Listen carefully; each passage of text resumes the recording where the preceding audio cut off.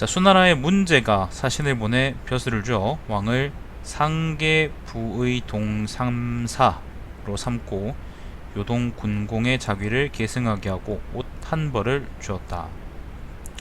자, 2년입니다. 영양왕 2년입니다. 591년입니다. 봄 정월에 사신을 수나라에 보내 은혜에 감사하는 표를 올리고, 표라는 건 뭐 짧은 글이라고 생각하시면 돼요. 자, 왕으로 책봉해 주기를 청하니 황제가 이것을 허락하였다. 3월에 고구려 왕으로, 고구려 킹으로 책봉하고 수레와 의복을 주었다. 여름 5월에 사신을 들여보내 은혜에 감사했다. 3년입니다. 봄 정월에 사신을 수나라에 보내 조공했다. 8년입니다. 597년, 597년입니다. 597년.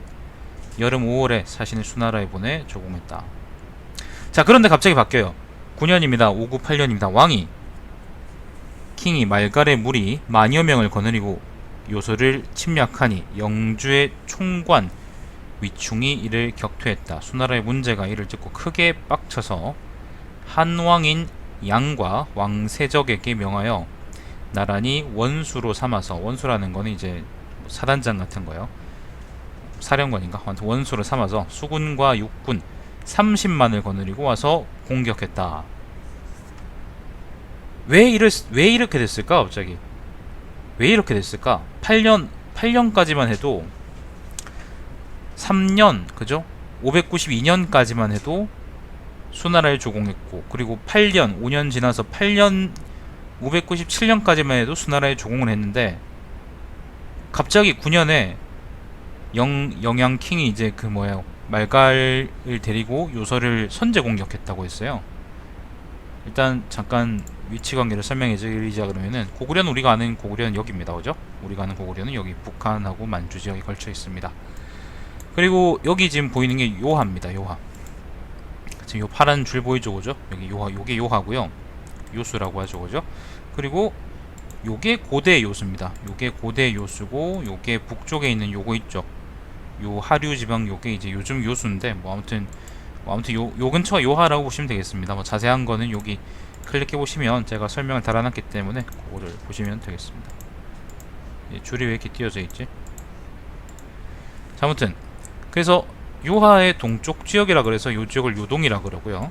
지금 보면 요 지역을 요동이라 그러고, 요 반도를 보고 요동 반도라고 하죠. 그죠? 사실 이제 요 지역, 요동의 진짜 중요한 지역은 요동 반도라기보다 이제 요 지역이 더 중요했고, 옛날에는, 지금은 또 다르겠지. 그리고 요하의 서쪽 지역을 요서라고 하는데, 사실은 요서 중에서도 지금 보면 요 지역에 산들이 이렇게 쭉 걸쳐 있잖아요. 요 좁은 길 있죠.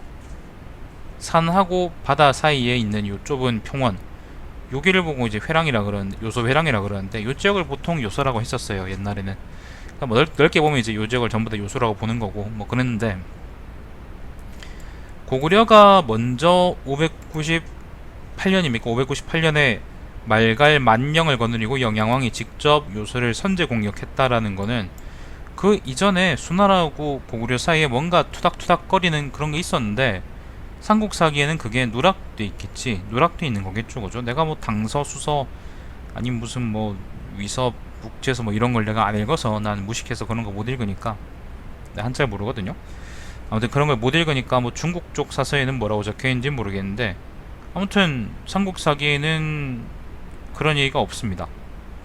그래서 도대체 고구려하고 수나라 사이에 전쟁이 왜 터졌는지에 대해서는 우리가 알 수가 없는 것 같아요. 자세하게 안 나와 있습니다. 삼국사기는 보면은 쟤도 왜 저러나?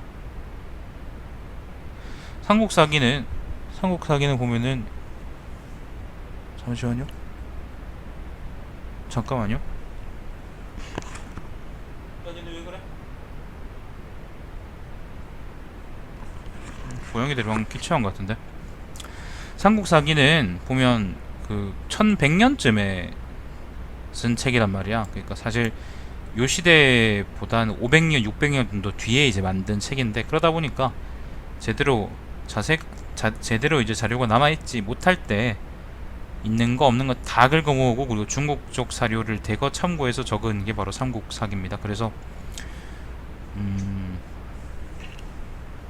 뭐 아는 것도 있고 모르는 것도, 그러니까 나와 있는 것도 있고 안 나와 있는 것도 그렇긴 하지만, 아무튼 생생하게 나와 있지는 않은 편이고, 어, 요 전쟁에 대해서는 또 다른 이야기도 있습니다. 이게 일단 삼국사기에는 요서 지역을 말갈놈들을 데리고 영양왕이 직접 공격했다, 선제 공격했다, 쉽게 말하면 선빵 날렸다라고 돼 있는데, 진주광씨 족보에 보면요, 진주광씨 족보에 보면 강이식이라는 아저씨가, 강이식이라는 사람이 바로 이제 진주광씨의 시족격 되는 사람이라고 나 알고 있는데, 그 아저씨가 이제 고구려에서 벼슬 하다가 요때 먼저 임유관을 공격했다. 임유관이 어디냐면 요 지역이거든요. 요 지역을 공격해서 이제 수나라한테 한번 깨졌다, 뭐 그런 얘기가 있어요. 그런 얘기들이 섞여 있는데, 그 얘기가 또 어디 나와 있냐면은 그 강희식의 선제 공격, 강희식의 공격에 관한 이야기가 진주광씨 족보에 나와 있다고 난 들었고, 그리고 조선상고사에 또 나와 있어요. 조선상고사에 그 신채호 아저씨가 또 이것저것 자료를 긁어 모아가지고, 이때 영양왕하고 수나라 문제 사이의 전쟁은 사실은 이런 비하인드 스토리가 있어요, 그렇게 적어놨는데, 사실 뭐 조선상고사를 소개하려고 내가 이 방송을 하는 건 아니기 때문에 그건 여러분이 직접 한번 읽어보시고, 조선상고사는 인터넷에 많이 올라와 있거든요. 직접 읽어보시면 재밌을 거예요. 그 책 되게 잘 썼거든. 국사교과서보다 재밌습니다. 네, 보증합니다. 그런데 그런 걸 참고하시면 됩니다. 근데 아마도 이게 단순하게 그냥 전쟁이 시작된 게 영양왕이 갑자기 선제 공격해서 그런 건 아닐 거예요. 뭔가 아무튼 문제하고 영양 사이에 엄청 뭐 큰 문제가 있었던 것 같아요. 뭔가 심각한 문제가 있었던 것 같아요. 뭐 목욕탕에 서로 이제 자리 찾으려고 싸운 건지, 아니 뭐 때문에 싸운 건지는 알 수가 없지만, 아무튼 뭔가 문제가 있었던 것 같아. 사실 요 이야기는요, 나중에 좀 더 자세하게 나옵니다. 그러니까 지금 요 부분에는 이제 요 이야기밖에 없고요. 뒤에 어떤 얘기가 있냐면은, 잠시만요. 뒤에 보면 그 요것도 맨날 삼국사기 오늘 읽을 분량인데요, 612년조입니다. 그러니까 영양왕 23년입니다. 요때 이제 그 수나라 양제가 고구려를 공격할 때 그 조서를 내려서 이야기했다, 뭐 요런 얘기에 보면은, 고구려 작은 무리들이 사리에 어둡고 공손하지 못해서 발해와 갈석 사이에 모여, 그게 어디냐면 요 지역, 지금의 진황도하고, 이건 뭔지 모르겠다, 아무튼 요 근처, 당산하고 아무튼 요 근처 지역이라고 보시면 되겠습니다. 요게 발해거든요. 요 사이, 요동하고 산동 사이 요 바다 있죠, 요게 발해거든요. 발해하고 갈석 사이에 모여 요동 예맥의 경계를 거듭 잠식했다. 비록 한나라와 위나라의 토벌로 소굴이 잠시 기울었으나, 뭐 등등등등등등 하고, 이거는 그냥 수사적인 얘기들이고, 조칙으로 내리는 엄명을 아직 직접 받은 적이 없으며 조정이 아련하는 예절도 몸소 하기를 즐겨하지 않았다. 도망하고 배반한 자들을 유혹하고 거둬들임이 실마리의 끝을 알 수가 없고, 변방을 채우고 개척해 경비 초소를 괴롭히니 관문의 닥닥이가 이로써 조용하지 못하고 살아있는 사람이 이 때문에 폐업하게 되었다.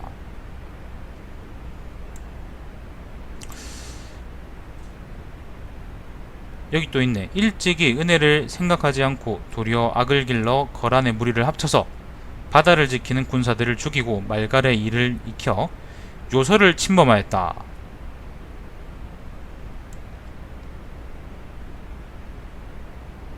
아무튼 이걸 보면요, 지금 여기 내가 아까 그걸 요 이야기 요 부분을 내가 표시해 두진 않아 가지고 정확하게 이제 어떤 부분인지는 내가 잘 모르겠는데, 아무튼 요 그 양제의 조서에 보면은 또 자세하게 나와 있어요. 보면은 거란, 그때 고구려의 공격이라는 게 단순하게 이제 말갈 놈들만 데리고 이제 요서를 선방 친 게 아니라, 아마 거란 놈들이나 주변 유목민족들하고 합쳐서 아마 수나라를 조졌던 것 같아요.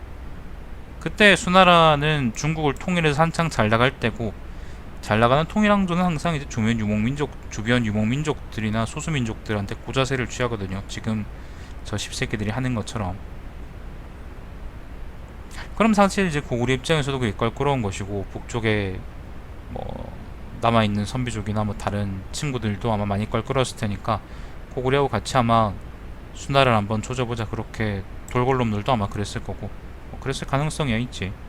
자세하게는 알 수가 없으면 자세한 거는 아까 얘기했던 것처럼 진주광씨 족보를 보시든 조선상고사를 보시든 해서 요런 사건이 있었구나 그렇게 보시면 되겠습니다. 아무튼 그 요소 지역을 공격한 것뿐만 아니라 구체적으로 임유관을 공격했다 그런 얘기도 있는데 그런 것도 여러분 각자 한번 찾아보시길 바랍니다. 삼국사기에는 아무튼 요렇게 나와 있어요. 아무튼 자 터졌습니다. 1차전입니다. 1차전. 자 여름 6월에 요게 598년입니다. 여름 6월에 황제가 수나라 문제조 조서를 내려 왕의 관작을 삭탈했다. 자 한왕 양의 군대가 임유관을 나왔는데 임유관이라는 거는 여기에요. 여기가 진왕도거든요. 진왕도의 임유관입니다. 여기가 산이관입니다. 여기 산해관. 우리가 아는 산해관이 바로 여기고요. 임유관은 여기입니다. 영주는 어디냐면은 영주라는 게 어디 있더라? 이게 뭐야 잠깐만. 영주라는 거는 이제 요 지역에 옛날에 그 중국에서 설치했던 주인데 보시면 알겠지만은 영주 지역을 아까 공격했다 쫓아냈다 그랬죠. 그 총관이 그게 아무튼 요 지역입니다. 자 임유관은 요 지역입니다. 아무튼 북경 동쪽입니다. 한왕 양의 군대가 임유관을 나왔는데 장마를 만나 군량의 운반이 계속되지 않아 군대 안에 식량이 떨어지고 또 전염병이 걸렸다. 주라후는 동래에서 배를 타고 동래라는 건 요 지역이에요. 지금 연태라고 있죠. 여러분 연태고량주라고 들어보셨죠? 그 지역 여기에 바로 동래입니다. 산동이에요. 산동. 동래에서 바로 평양성으로 간다 그랬으니까 배 타고 이제 이렇게 쭉 건너가는 거죠. 동래에서 배를 타고 평양성으로 향하다가 역시 바람을 만나 배가 많이 표류하고 가라앉았다. 가을 9월에 수나라의 군대가 돌아갔는데 죽은 자가 10명 중 8에서 9만 명이었다. 왕 역시 두려워해서 왕은 아마 영양킹이겠죠. 영양킹이 두려워해서 사신을 보내 사주하고 표를 여 요동 더러운 땅의 신하 누구누구라고 칭했다. 황제, 수나라 문제겠죠. 문제가 이에 병력을 파하고 처음과 같이 대하였다. 중국의 사설을 읽을 때 대부분의 기록은 우리가 그러려니 하고 보면 되겠지만은 중국의 패전에 대해서 적어놓은 글들을 볼 때는 우리가 좀 한번 의심해 볼 필요가 있습니다. 예를 들면 지금 수나라 군대가 임유관, 그러니까 하나는 임유관 요 지역 있죠. 요 지역으로 해서 요서 지역으로 들어가서 직접 요동을 공격하려고 했던 모양이고, 그리고 하나는 동래에서 직접 평양성을 공격하려고 했던 모양이에요. 그죠? 요 두 가지 길로 갔던 모양인데, 근데 하나는 군량 보급이 제대로 안 돼서 퇴각했다 그랬고, 하나는 이제 바다 건너가려다가 아무튼 뭐 잘 안 돼서 돌아왔다 그랬는데, 근데 살아 돌아온 놈들이 10명 중에 뒤진 놈들이 10명 중에 8, 9이라 그랬나? 아까 몇 명이라 그랬죠? 8, 9명이라 그랬으면은 뒤진 놈들이, 그건 사실 이제 우리가 배고프다고 이제 우리가 그 당뇨 있는 놈들이야 저혈당으로 픽픽 쓰러지겠지만, 일반적인 사람들은 배고프다고 뒤지진 않잖아. 며칠 굶는다고 뒤지진 않잖아. 그지? 그러면 사실 분량 보급이 안 된다고, 아니면 바람이 많이 분다고 이제 10명 중에 8, 9명이 뒤진다는 건 사실 말이 안 되고, 이건 아마 고구려가 수나라한테 크게 이겼던 모양이에요. 크게 이겼던 모양이거나, 아니면 진짜 재수가 없어가지고 풍토병이든 뭐가 돌아가지고 그 뭐예요, 생환율 10에서 20%의 기적적인 교전비를 보여줬든지, 비전투 손실이 하늘을 찔렀든지, 어떤 것들 중에 하나겠죠. 아무튼 수나라 문제의 첫 번째 침입에서는 30만 명이 동원돼서 고구려를 공격했는데, 두 방향으로 공격했는데 아마도 고구려가 이겼을 것 같다. 삼국사기에는 그런 얘기가 자세히 나와있진 않고 그냥 돌아갔다고 돼 있는데, 영양왕이 이제 그걸 두려워해서 뭐 요동 더러운 땅의 왕 모가 올립니다 그렇게 얘기했다는 건, 아마도 그 뭐예요, 중국놈들 바퀴벌레 같잖아요. 바퀴벌레들이 막 집으로 이렇게 들어오는데 그걸 한 차례 막으면 어떻게 돼? 그 세상 바퀴벌레들이 다 모여들 때까지 우리가 그걸 기다려야 될까? 아니잖아. 그냥 바퀴벌레 킹한테 그걸 보내가지고 우리 적당히 하자, 니들 최고다, 니들 바퀴벌레 위대하다, 니들 진화 잘된 놈들이다, 그렇게 이제 얘기해주면 기분 좋아서 안 놀 거 아니야. 예를 들면 그런 식으로 보면 되겠습니다. 전투의 경과는 자세하게 알 수가 없지만 아마 첫 번째 전쟁에서는 수나라가 고구려한테 졌던 모양입니다. 자, 백제왕 창이 사신을 보내 표를 올리고 수나라 군대의 향도가 되겠다고 청했다. 백제왕 창은 아마 백제왕 여창을 의미할 텐데, 백제왕 여창이 누구더라? 백제왕 창, 이게 위덕왕인가? 아닌데, 위덕왕 아닌데? 뭐 누군지 모르겠다. 아무튼 백제왕 창이라 그랬는데, 영양왕 때 왕이, 영양왕 때, 영양킹 때 누구죠? 598년이죠, 그죠? 598년 한번 찾아보죠. 598년에 백제 위덕왕 때구나. 아, 맞네 맞네. 맞다, 이게 성왕 이후잖아. 그러니까 위덕왕이 맞네, 위덕왕. 자, 일본 서기에서는 백제왕 여창이라고 나왔습니다. 여창. 부여창이니까 이제 부여창 뭐 이렇게 읽은 거지, 외놈들은. 아무튼 여기는 백제왕 창이라고 되어 있습니다. 자, 향도가 되겠다고 청하였다. 황제가 조서를 내려 고구려가 죄를 자복하여 짐이 이미 용서했으므로 정벌할 수가 없다라고 하고, 이 말은 바꿔 얘기하면요, 우리가 전쟁했는데 내가 져서 대충 그 조약 맺고 돌아갔으니까 더 이상 지금 뭐 그럴 거 없다, 그런 겁니다. 자, 그 사신을 후하게 대접해서 보냈다. 왕이 그 사실을 알고 백제의 변경을 침략했다. 그때 당시에 백제와 고구려, 수나라하고 이제 고구려는 그렇다 치고, 고구려하고 남쪽 신라하고 백제 두 나라 사이의 관계도 그렇게 좋지가 않았어요. 일단 고구려는 킹 장수 이래로, 이제 롱리브 킹 이래로 요 지역, 경기도, 우리가 아는 그 요즘 집값 높은 경기도 지역을 계속 갖고 있다가 그 진행왕하고 성왕 때 이걸 다시 백제하고 신라한테 빼앗기고, 다시 또 신라가 백제한테서 요거를 빼앗죠. 뭐 자진퇴학한 걸 먹은 건지 아니면 빼앗은 건지 모르겠지만, 아무튼 그렇죠. 그래서 백제는 신라하고 이를 갈고 있고요. 그리고 백제하고 고구려도 또한 이를 갈고 있고, 고구려하고 신라, 고구려하고 백제도 마찬가지로 서로 조카라고 얘기하고 있던 상황이기 때문에 별로 관계가 좋지 못했습니다. 관계가 좋지가 못했어요. 그래서 백제와 고구려 사이에 전쟁이 터지거나, 전쟁이 터지거나 아니면 뭐 그 백제가 이제 수나라를 빌어서 고구려한테 쥐펴려고 하거나, 그런 것들은 충분히 있을 법한 상황이라고 보시면